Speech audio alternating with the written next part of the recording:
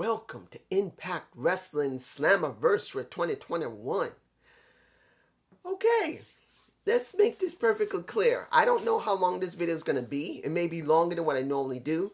And I don't even know if I'm going to throw any images in on post. I might not do no images because I may want to rant a little bit. Now, let me make this very perfectly clear. Overall, was this a good pay-per-view? Yes. Did it have a lot of stuff in it? Yes. Did it give you excitement? Yes. Did it have a lot of flaws in it? Oh, hell yes.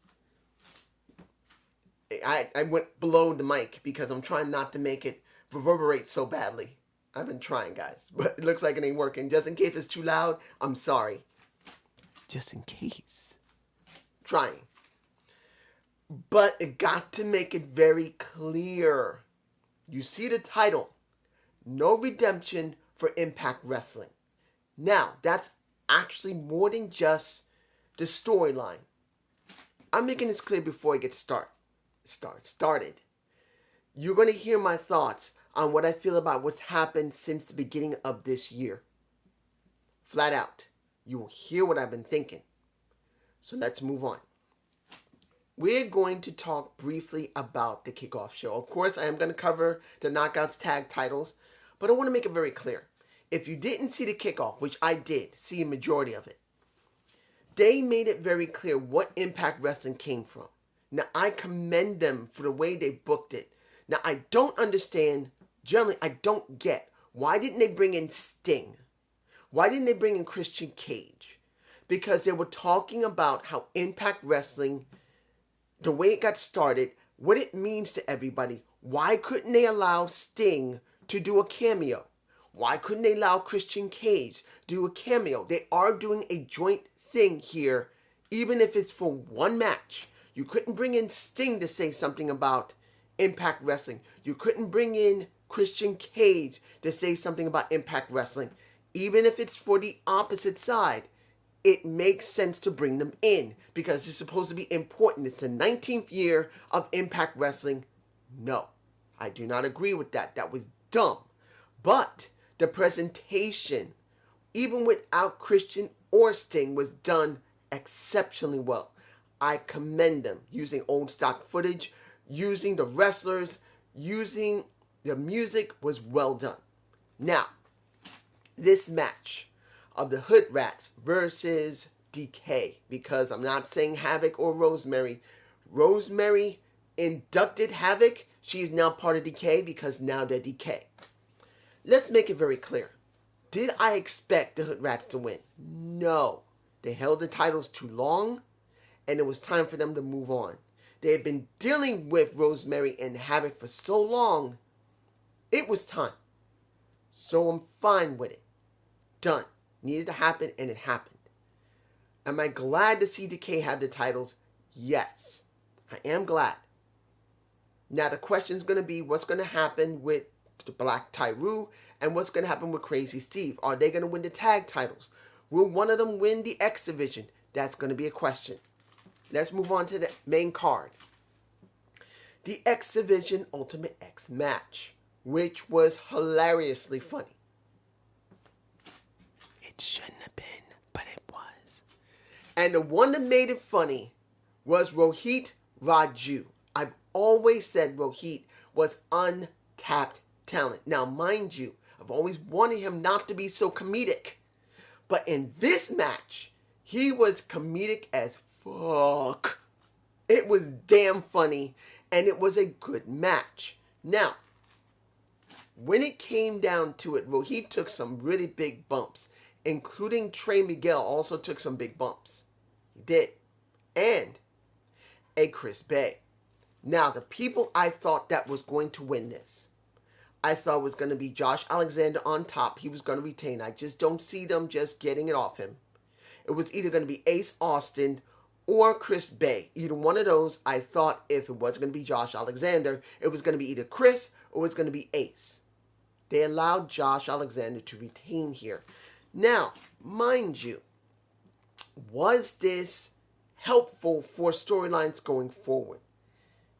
It's going to depend, and I will try to remember this at the end of this review to explain my reasoning why. But I'm going to make it very clear, this is going to be very interesting to explain if I remember, because there's so much to talk about I may forget. So if I do forget, please tell me below, and I may just actually make a Gump report on it if I do forget.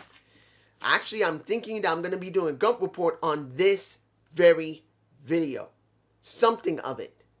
Maybe aspects of it. To elaborate more on Slammiversary. I think I will.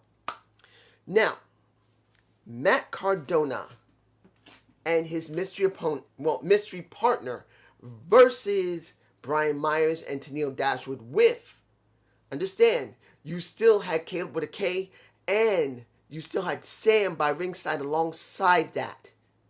Now, I remember one of my subscribers said that Chelsea Green broke her arm. And the last thing I said to this subscriber was that she appeared on ROH.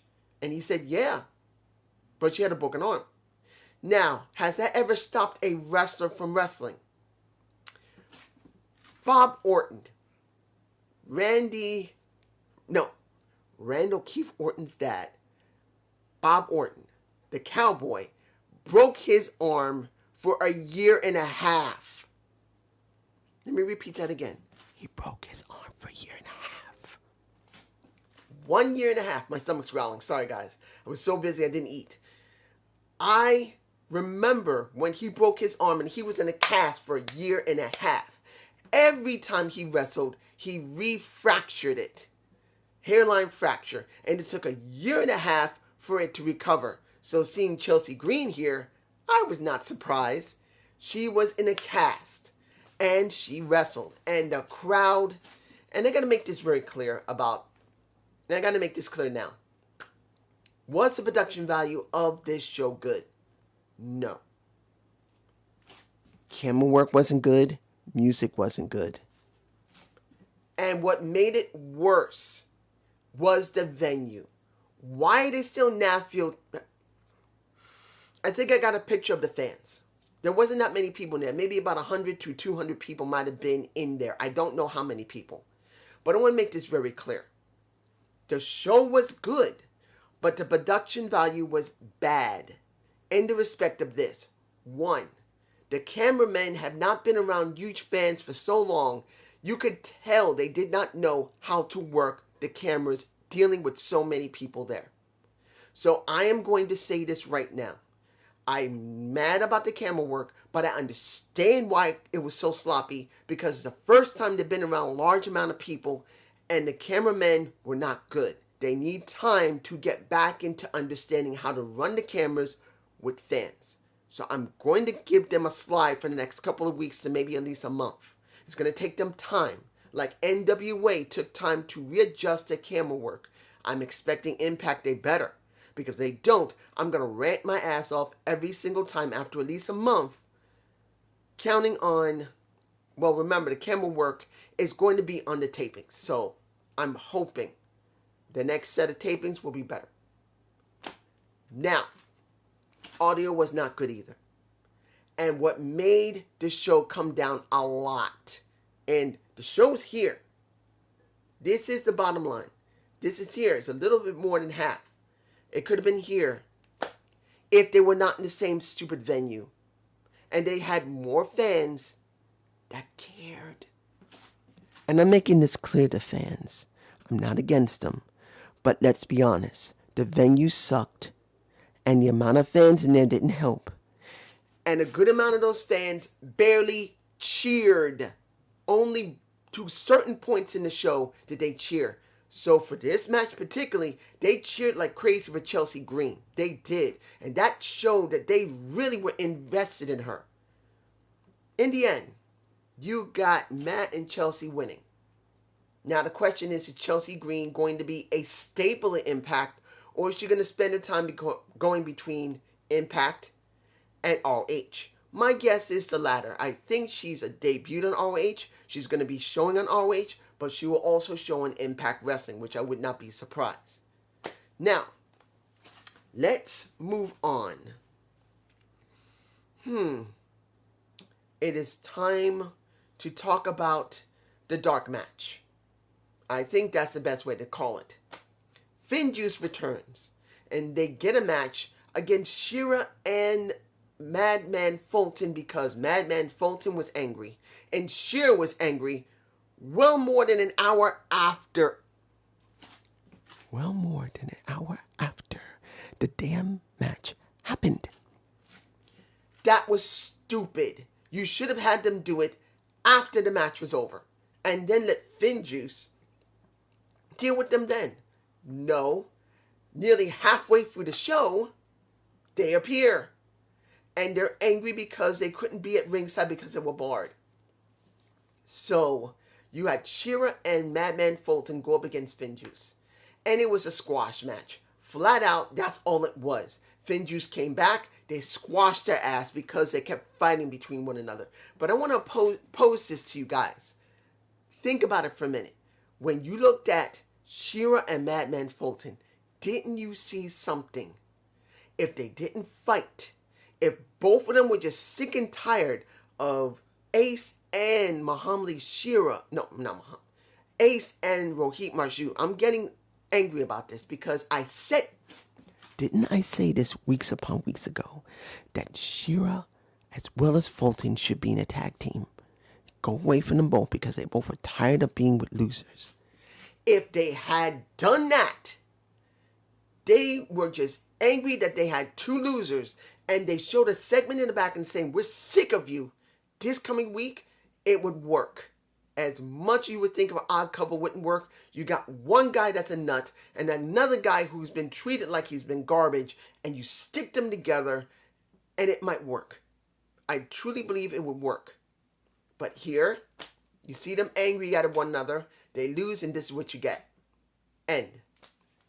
Now, the match that was surprisingly good. Moose. I don't have a shot of it. But Moose versus Sabin, where Moose comes out as, I believe, Zeus in white and gold. I said it again. Moose comes out as Zeus in white and gold. I just started laughing my ass off. He wanted to make sure that he's the wrestling god. Zeus is the highest god next to Jupiter, or Kronos, actually, if I remember correctly. In, well, Greek mythology or Roman mythology, there's always Kronos or Jupiter, the father of them all. And I think he just wanted to be the god of gods. So he comes out dressed as a god in a tunic. He comes out almost in a tunic. The only thing he was missing was the skirt. You know what I mean. But was the match good? Yes, it was. I was not surprised these guys would have good chemistry, which they did. At one point, and I don't got the shot, you literally had Moose do a drop kick outside the ring, jumping at least 5 to 6 feet in the air, getting Sabin, who's on the ring skirt, boom, to the face. It was a beautiful thing to see. You always know Moose can do that jump at the top turnbuckle. He can jump and kick that high. But seeing it on the floor, you rarely see it. And seeing he was going to do it on solid concrete with a very thin mat. The mat's never usually like this. They're like this. That hurts. That hurt. Now, Sabin wasn't... it was a bit rough with Sabin a little bit, but it was still a good match. But here's the thing that I said I would only believe when I see it when the tapings happen. Moose loses. What did I say? I will not believe Moose is re-signed until after Slammiversary. Normally what happens? A guy loses, he's gone. WWE and Impact does the same thing. When a guy is done with either his contract or with the tapings or with the pay-per-view, usually they lose. They don't normally win and stay if they're going to leave. They normally lose and they're gone for either a few months or they're done. Now, mind you, if I'm wrong and Moose is still re-signed, we will know when the next tapings happen, where hopefully the camera work will be better with fans. But, and here's the but, the question's going to be, will he be there? My guess is he's done. But I will not be upset if I'm wrong. There you go. Now, we had the Fatal 4-Way for the tag titles. Now, I don't like the Fatal 4-Way. I was not fond of the Fatal 4-Way of any type. When it comes to tag teams, Fatal 4-Way, I hate it. But I'll say this one wasn't too bad if I'm going to be objective. And I don't know what happened to TJP. Whatever's happened to TJ Perkins, I don't know why he's not there. Maybe he got injured. Maybe there was an emergency. You guys can tell me below. I don't know why. But TJ Perkins could not participate. So they brought in the person I didn't think about when they did give the hint, and that was Tommy. No Way Jose. No Way Jose is on Impact Wrestling? Maybe. I think he might just be a one-off. But if he's not, No Way Jose is on Impact Wrestling. Maybe. Sometimes they bring them in to see how the reaction is, and then they do maybe a taping or two with them, and then either they're done with them or they signed them. So I thought it was going to be the Heath that was coming back, because we haven't seen Heath Slater in quite a while. I forgot his original, his new name. I forgot it. But the Heath isn't the one. It was No Way Jose, and everybody coming out dancing. And was this a good match? Like I said, I don't like 4 tag teams at the same time. Fatal 4. No. I just don't think it was wise, particularly what happened on this Impact, where you had all 4 of half of each team. You know what I mean? I just didn't like it. But in the end, the Good Brothers got the titles back. Am I mad about that? No. Because they're still doing stuff with AEW, and they need the Good Brothers to win eventually. Because they got to have a reason to keep going back and forth between Impact and AEW. Hold it. I got to try not to do it so loud. Fuck Impact Wrestling. Now, if you heard my hand, I'll put it over the mic so it's not so loud, because I know I've been doing it too loudly. So I apologize for that. I'm trying. But fuck Impact Wrestling. Fuck AEW. Gotta be there. Because, essentially speaking, what are we gaining? We still don't have anyone other than the Good Brothers going to AEW. Bullshit. What they said in the beginning of the show, well, they said in the kickoff show that anything could happen. That was Eli who said that. Eric Young said that. You never know if we're going to go over to AEW. It's compelling. Do it already. How many months has it been? Fuck Impact Wrestling. Now, the best match of the night for me personally, Deonna Purrazzo versus I didn't know who. I thought maybe it might be Angelina Love. I was hoping that if it wasn't Angelina, it might be Awesome Kong. She's currently not working with AEW. Maybe she'll come back. I was hoping it would not be Madison Rayne, and definitely not ODB coming back again. Because if they came back, it would piss everybody off. No, it was Thunder Rosa. This is where it gets good. The best wrestler from AEW and NWA has now come to Impact Wrestling to do possibly a one-off.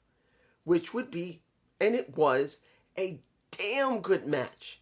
You got 2 women who literally matched each other. Deonna Purrazzo is such a good wrestler. So is Thunder Rosa. She may have her moments where she doesn't always like to sell, once in a while. But she does sell when it's right, as far in her mind. And I've seen her do it pretty well. You got 2 damn good wrestlers going up against each other. And it was so damn good. I didn't really think about anything else. The most cheering came from this match for Thunder Rosa and Purrazzo. Rosa, Purrazzo, they were going back and forth. This is the most animated the entire fan base there was throughout the entire show. And in the end, Deonna Purrazzo won. She didn't lose her title. And as she's about to say something, Hardcore Country comes out. I did not expect Mickie James to show up, but I did wonder when she was going to show up in Impact, because she is trying to get Empower started. Because soon, in August, they're going to have the 75th anniversary for NWA, and they're going to do Empower beforehand. So I knew eventually she was going to go to Impact Wrestling and maybe also try and appear on AEW eventually. I still do believe that she will eventually appear on AEW. She's not a contracted star there. She doesn't have to be. They can do a cameo for her. Allow her to show up on AEW as just now Impact Wrestling. She was happy to be seen. The crowd was highly animated.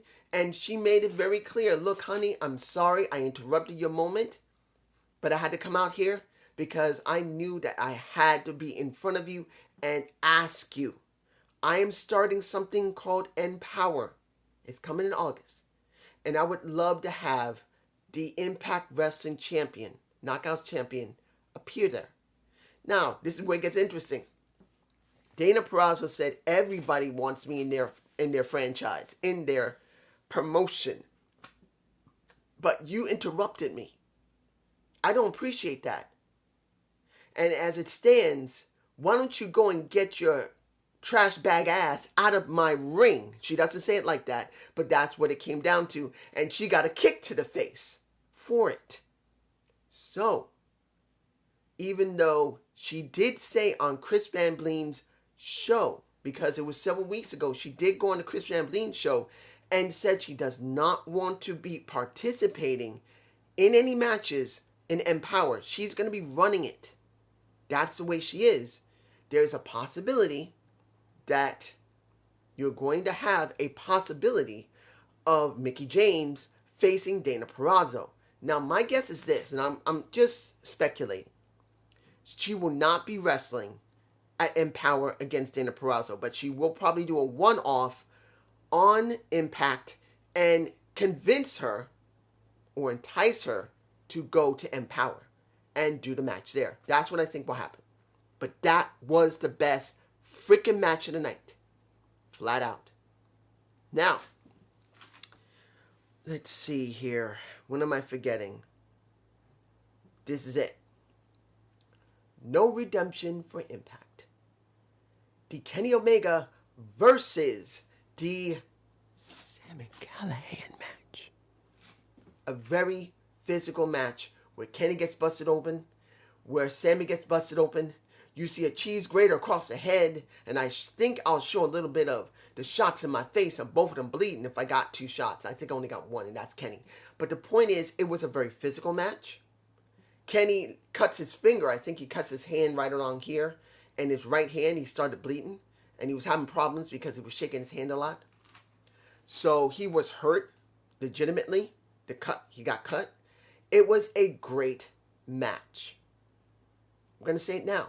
It was a great match. But here is where no redemption for Impact. And what I say again, fuck Impact Wrestling. I hope it isn't too loud. Sorry, guys, if it's too loud. I'll try and lower it in post if it's too much. But fuck Impact Wrestling. You know why? It's what's not about Impact Wrestling. Nope. Who is it about? This guy in my face. I believe his name is Ray White. Now I've never seen him before, but I do know that he works for New Japan Pro Wrestling.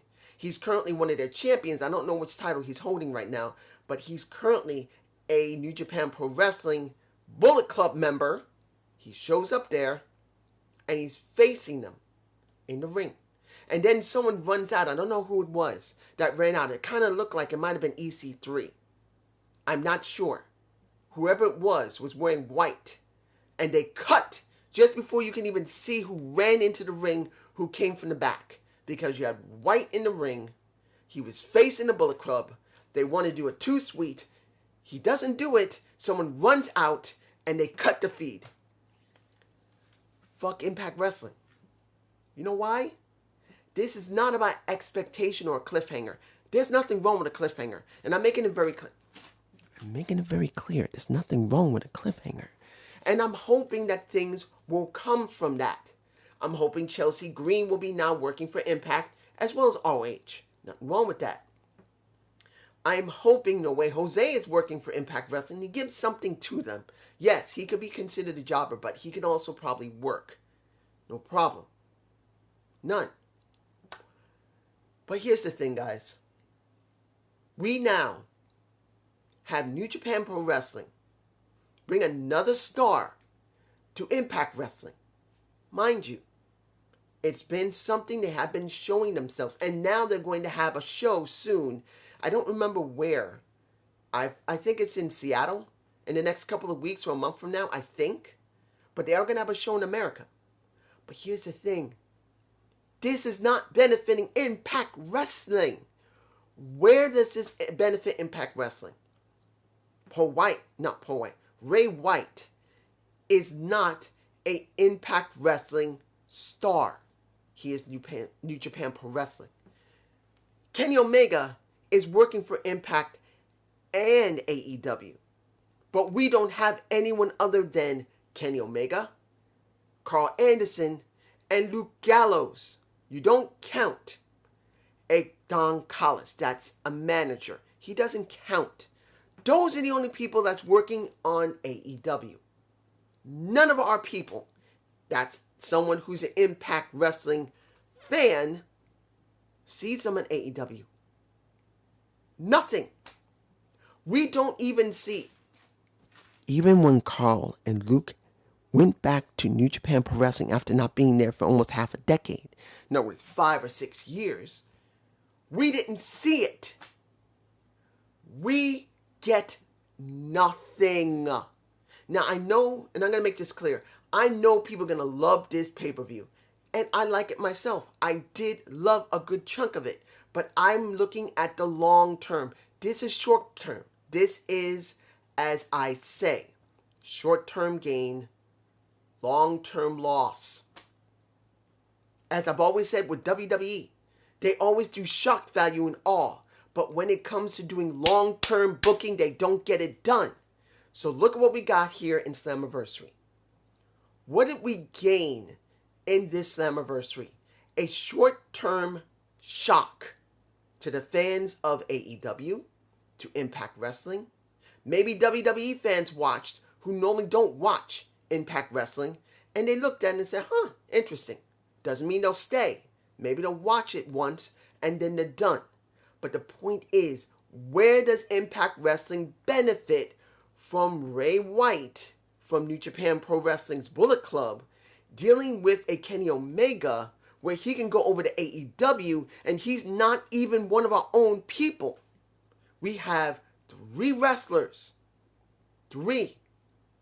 Carl, Luke, Kenny, counting Kenny, because he's our champion. That's it. Where is the benefit for Impact? Where? New Japan Pro Wrestling been around since the 1960s. WWE has been around since the 1960s. AEW has been around for 2 years. Impact has been around since 2002 almost. Where does Impact benefit? I don't see shit. Yes, we get some Impact stars going to New Japan Pro Wrestling and AEW, and you can see it on AEW, but there's only 3, and one of them is not ours. And then New Japan Pro Wrestling, if any of our people go over there, we don't see it. Say it again. We don't see it. We see nothing of any Impact stars like Luke and Carl or anyone else. Let's say Eddie Edwards goes over to New Japan Pro Wrestling. Let's say Moose goes over to New Japan Pro Wrestling. They used to show it when they would go to another country, like when they went to Pro Wrestling Noah. But New Japan, nothing. I don't care if New Japan told them no stock footage from us, or Impact said, we don't need none of your footage, we'll just mention you. I don't care which company is at fault here. They're both at fault. New Japan is not helping Impact at all. And maybe New Japan is benefiting from Impact because their stars are there. Finn Juice is now there. Ray White is there. Let's see who else is going to show up. Will it be another? Maybe will it be Okada again? Would it be someone that we've never seen? Ospreay maybe showing up? I don't know.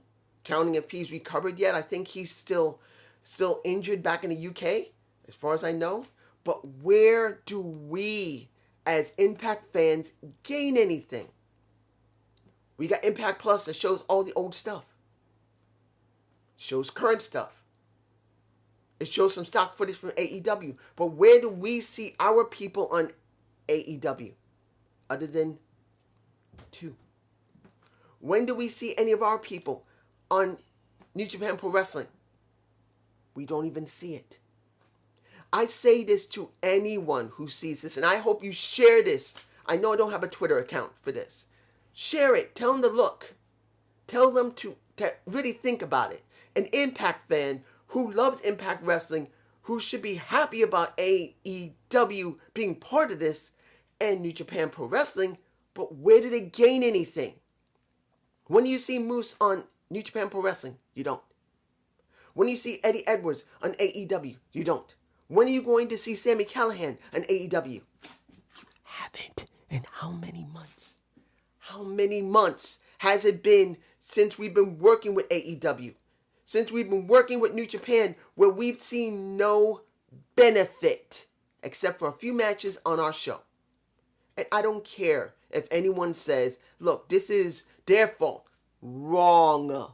Again, I say this to anyone who says, well, we're being screwed by New Japan. We're being screwed by AEW. It's not fair. Bullshit. Impact went into this. And I've said this months ago. How many different shows has Impact had with several different promotions where they gained nothing? They went through AAA. They went through Crash TV. They went through Dragon Gate. They've been through BCW. They now gone through AEW. They now gone through, well, they haven't done anything in NWA since their founding, which if they did, I don't even know if they'll gain anything. And I don't even know if NWA will gain anything from it. But they've gone through multiple different shows. Pro Wrestling Noah they did stuff with for quite an extensive amount of time. And you had Eddie Edwards as one of their champions. At least then they showed it. They have done nothing and gained nothing. Multiple promotions over a decade. And every single time, Impact gets this. Bumpkus. And you want to blame everybody else but the people who are running Impact. I want to say this to the Impact people who are working here. 1, I respect anyone from Impact Wrestling. Every wrestler, every person in the production truck, and anyone who sets up the mat and sets up the ring and all that. But I want to say the truth. What the fuck are you doing? You can't tell me every single time you work with a promotion you gained anything. And you keep forgetting about us as fans. I don't care if they said from both promotions, you can't show anything. Then you should have never went into the damn partnership. When are you going to get it for your heads that every time you try to work with a partnership, you don't gain anything? Maybe you gain some extra money from your merch. And maybe they may give you an extra little bit of money when they let one of the stars go over there. But it doesn't make the fans happy. Can't you see you're not making your fans happy? And yes, you put on a great pay-per-view that even I really like and even love to a certain extent. But I can see this is still not going to help Impact. When are you going to see that no matter if you made the decision not to go to AEW or AEW said no, you hurt yourself? Same with New Japan Pro Wrestling. How can you be working with New Japan Pro Wrestling, bringing people over when you let your own people go over there and you don't even show the damn footage? You don't even say it's on YouTube. Where the hell is the footage? But this is just me. You guys tell me I'm stupid or something if I'm wrong. And I hope you enjoy this. Slammiversary 2021. Please give me a comment below, and I will be probably doing Money in the Bank tomorrow. I believe it's Money Bank tomorrow, and I will be doing it. Peace.